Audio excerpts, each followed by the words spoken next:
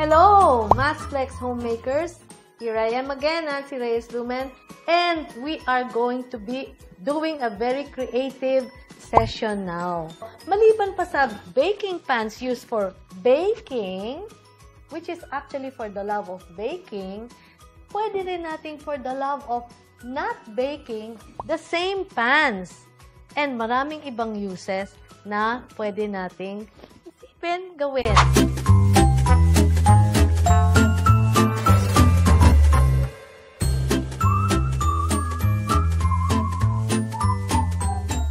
With this one, that's the Bundt pan.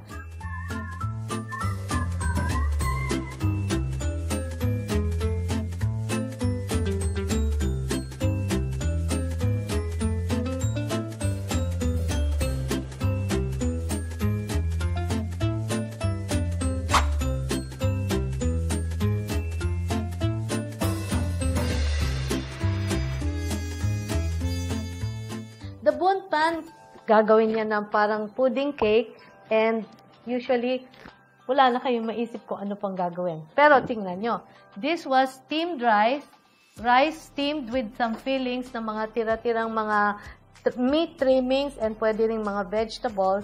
Basta this is sticky rice that you form na andito, nakaporma siya.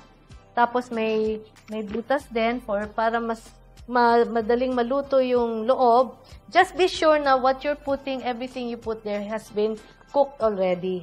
So, parang ina-assemble nyo rin, and then putting more flavors, and then make it into a rice cake. Ito ang very, very unique na pwedeng paggamitan ulit ng ating Bundt pan. Pinaupong manok. So, you will just put the manok there, dun sa may hole, and i-roast nyo siya together with mga veggies. So, ito, sometimes, dahil sa ganda, pwede nyo na rin i-serve as is like that. Diba? Very unique.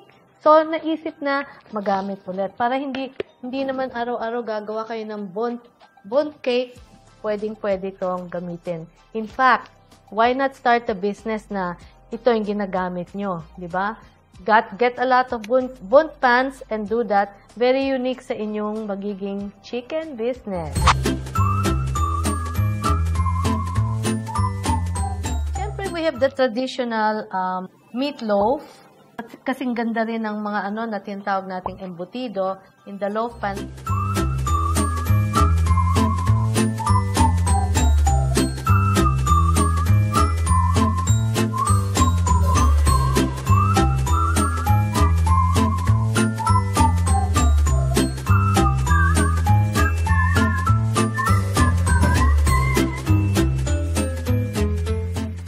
Also use that to make compressed sandwiches. So, either compress nyo yung sandwich na ganyan, no?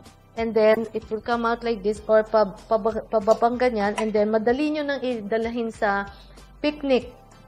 Pwede nang, very convenient to bring in the picnic, diba? With all the stuffing. And, naka-mold na siya, shaped into a sandwich mold. So, this was a sandwich mold.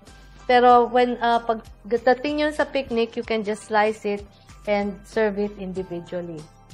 Okay? So this one, kung let's say meron kayong ref, what you do is you prepare this ahead and keep it in the ref. Naka-cover lang siya with a damp towel para the bread will always stay fresh.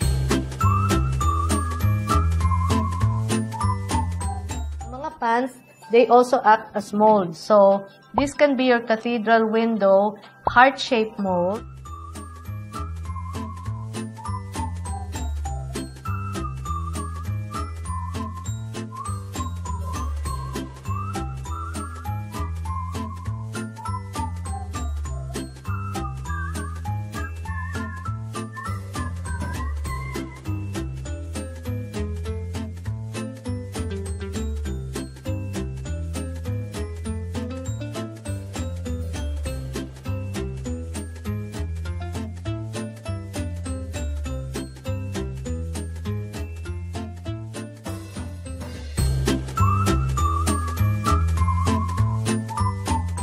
Aside from making muffins,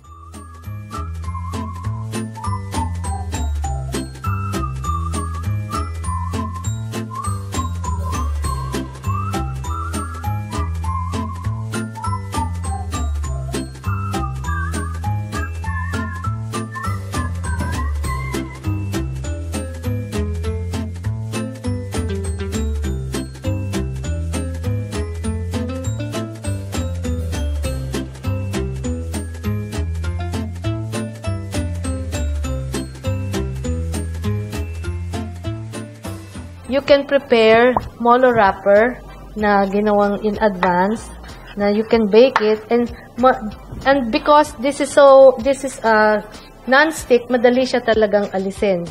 And ang ginawa namin, meron tayong ice cream scoop na naka-scoop na dyan and you can just freeze it and it's ready to serve. Pag may mga parties kayo, di ba? Ganda. And what's good about this is, this one is really good for freezing. Kasi mabilis mag-freeze yung items nyo because it's made of metal. And it's safer to freeze this than glass. Ano pa? This one is also an ube mousse na you can either keep it with your bake it or freeze it or pudding siya with your mold paper cup, or pag luto nyo na or na freeze nyo na, madali na siyang i-release.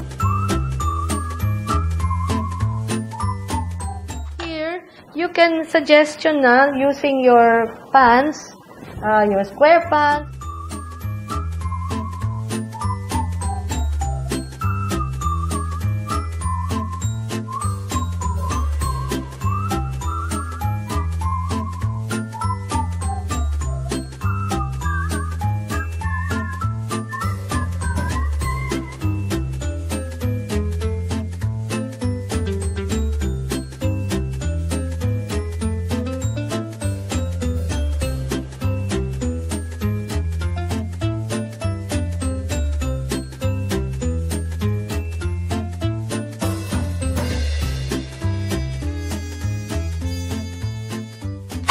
One thing na naisip namin, sometimes kasi minsan meron kayong mga cakes or breads or mga extra.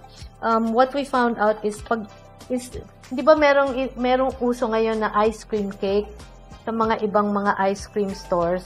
What you can do is pag may extra kayong ice cream, yan na mismo ang i-add nyo into the cake. And you have an instant ice cream bread pudding. Yan. So, hindi na kayo gagawa ng white sauce. Hindi na kayo gagawa ng mga creamy. Just buy your ice cream.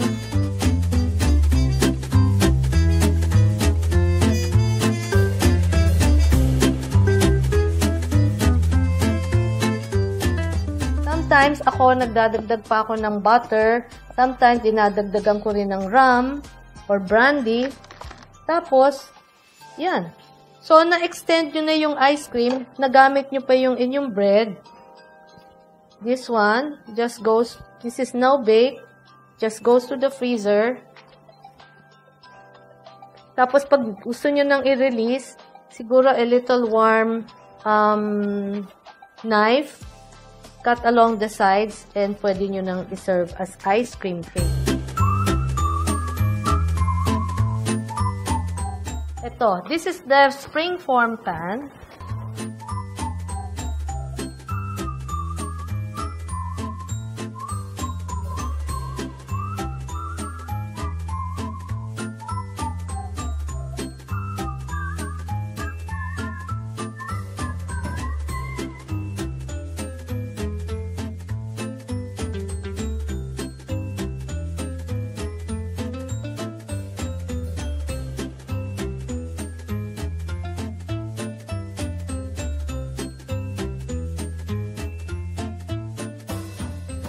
You can make mousse.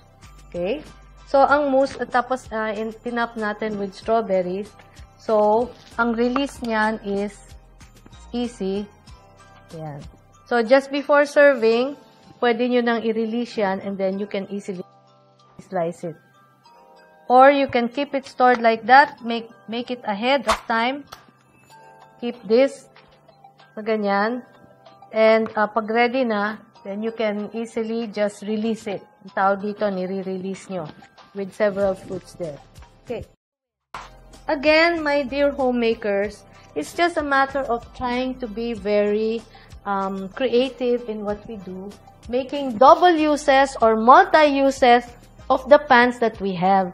para hindi siya nag-iintay na i-bake. May sometimes yung iba, ayaw na nang gumamit ng oven. You can still use your pans to make many other dishes that are interesting and new.